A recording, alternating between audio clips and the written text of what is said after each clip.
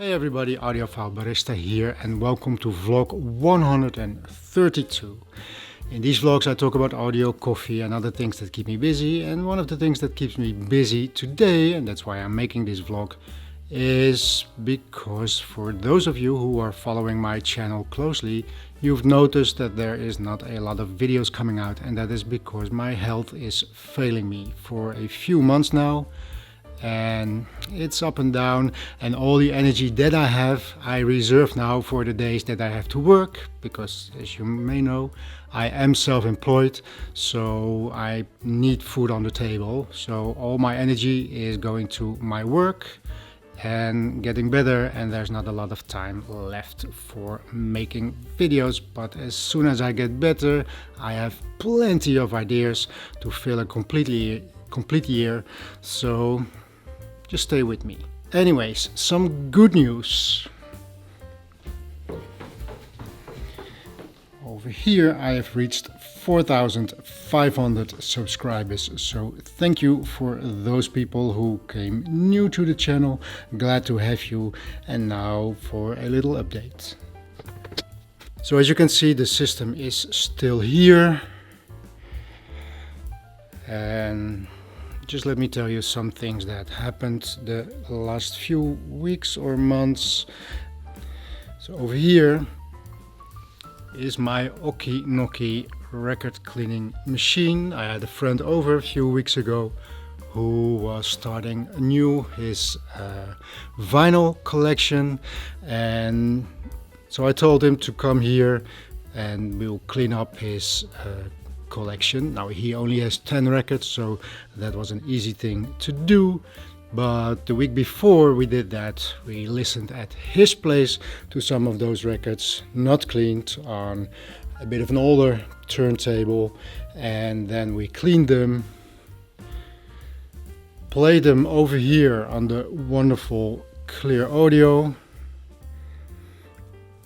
still with the wonderful view behind it.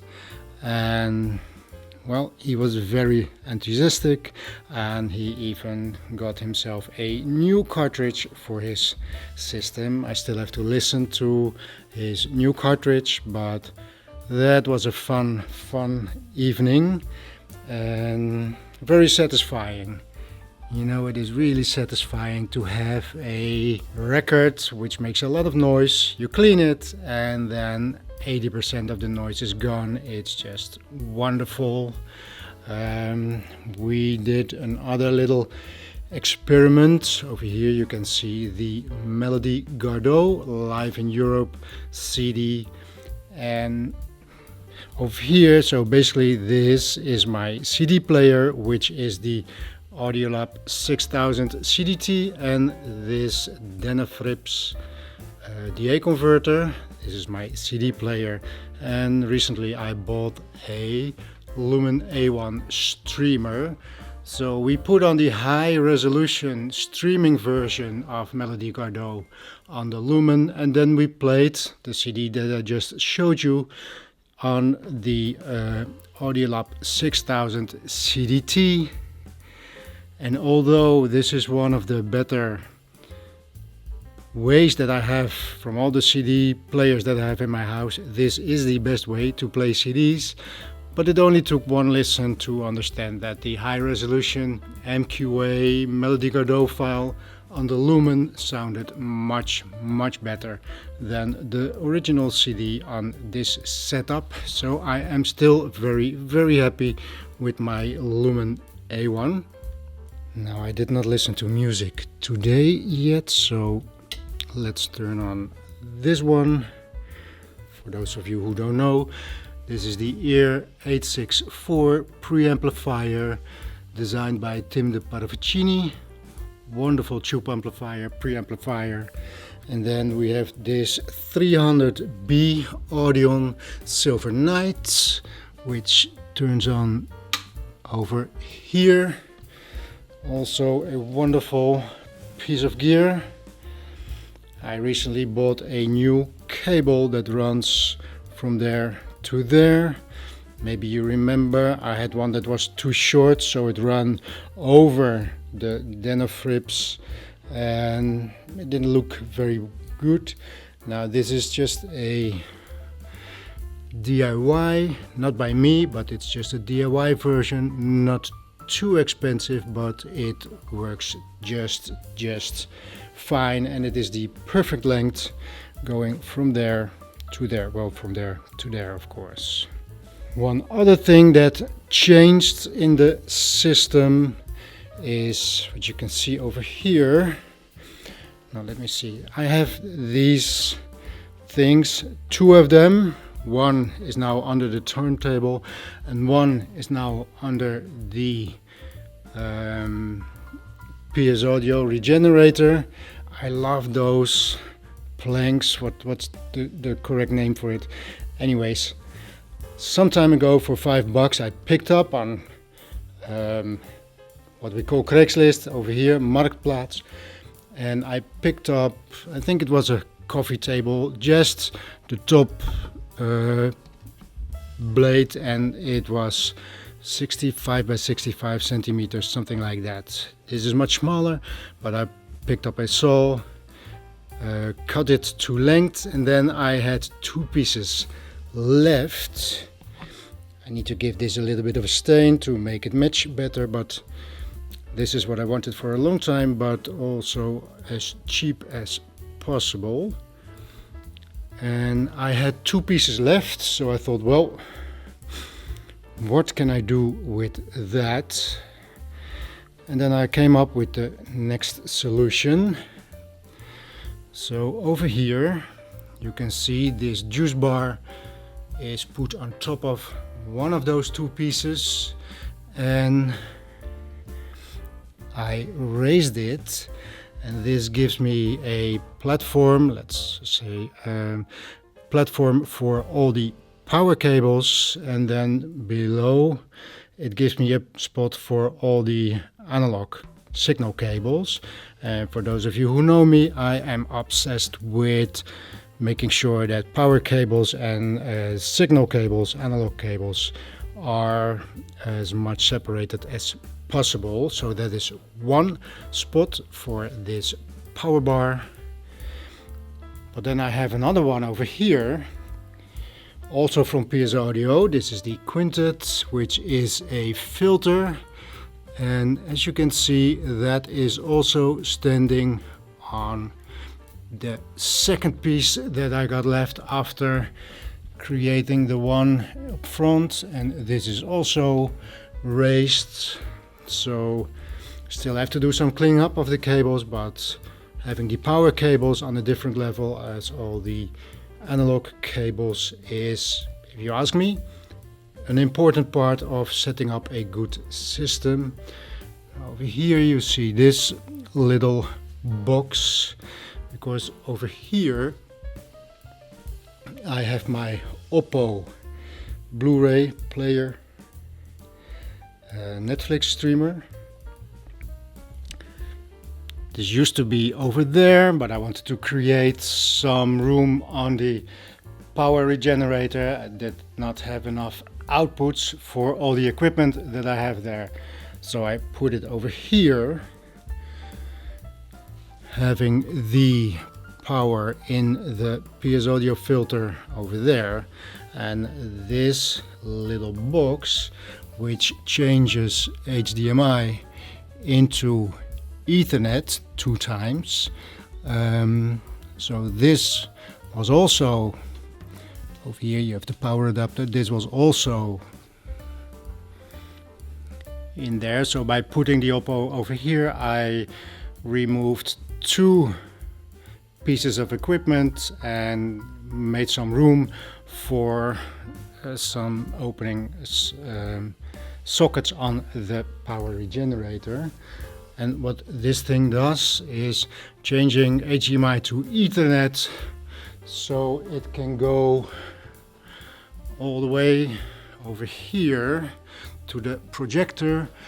And can you see that over there? Just below there you see the same little box changing Ethernet back to HDMI, feeding the wonderful projector.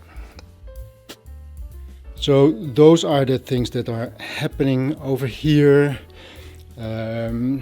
Picked up in the second-hand store some wonderful record boxes, probably because these were in very good condition. Every now and then you go into a second-hand store and you just see that very recently in the record collection that they have, very recently you can notice that someone brought in a lot of new stuff, and when you are lucky, it was from maybe an older person who took very good care of his records, and the family, maybe he died, maybe she died, and the family does not really know what to do with all that and gives it to the second-hand store, the thrift store. And sometimes you get lucky and pick up wonderful boxes in a wonderful condition. Here's another one, really filled with multiple records. Some Maria Callas. And over here you can see that this person cataloged their collection very thoroughly, and most of the time this means that the records are in great condition, that they have been loved, and now they are loved by me. Okay, anything else that I want to share? So now for a few weeks, these are the Oscillias. For those of you who don't know, I play Oscillia Calliope .21, and this is a broadband system, meaning that this is actually just one driver that does all the frequencies. Now this looks like a two-way system. Let me take this one out. This looks like a two-way system, but it's not. You can buy this Oscillia with only the broadband loudspeaker, but you can also buy it with a super tweeter. So this is a broadband with a high tweet, with a super tweeter, and not a two-way. Anyways, I have a wonderful video about this thing if you want to know more, but one special feature of this is that you can open the door on the rear side, and this is meant to have the loudspeaker connect better to the acoustics of your room. So you can open it. You can also see that there is no button in this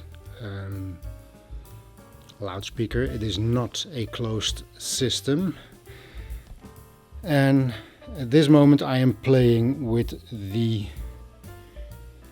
door open, giving you a different, less lower frequency that the Oscillia plays with, but that could be better for the coupling with your room. And this I started this after I got the Lumen A1, because that actually in the old setting gave me just a little bit too much bass.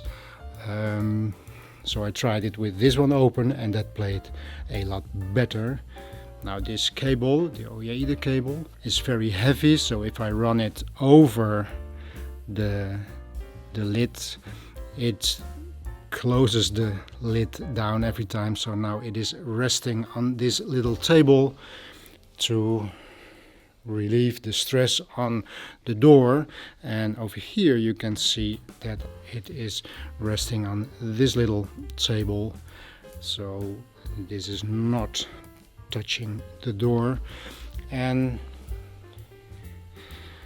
this gives me a better synergy with the Lumen installed. Of course, I have the REL subwoofer over there, and I have one subwoofer in the back also. Mostly I put that on when I'm playing movies. This is my movie screen, just playing on the wall, but let me back up a little bit. This gives me quite a nice big movie screen that I love, with this wonderful projector. And let me see, anything else that I can tell you for now? No, I think I'm going to finish up this little vlog, mostly meant to tell you guys that I am not gone, I'm still here, but just having some very annoying health issues. Okay, so for today I would like to say thank you for watching. Stick with me because there is a lot of ideas that I have, and one of these days everything's going to be fine and I'm going to pick up the pace. So for now, thank you for watching, and I will see you in the next one.